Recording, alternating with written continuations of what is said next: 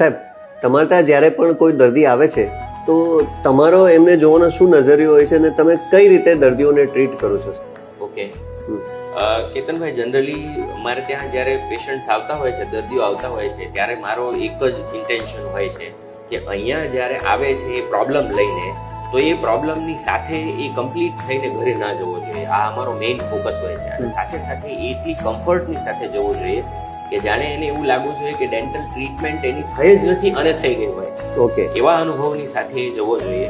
અને બીજા અમારો જે મેઇન ફોકસ હોય છે ને એ ઉપર હોય છે.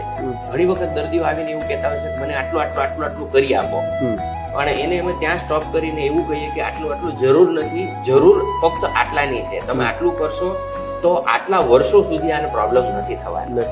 એટલે રાધર દેન એની શું રિક્વાયરમેન્ટ છે એના કરતા એમના માટે શું જરૂરી છે એના ઉપર અમે ફોકસ કરી અને એની ટ્રીટમેન્ટ અને સારવાર આપતા હોઈએ છીએ. અને એના માટે શું બેસ્ટ ટ્રીટમેન્ટ અને બેસ્ટ ઓપ્શન્સ અવેલેબલ છે એ એમની સામે અમે મૂકતા હોઈએ.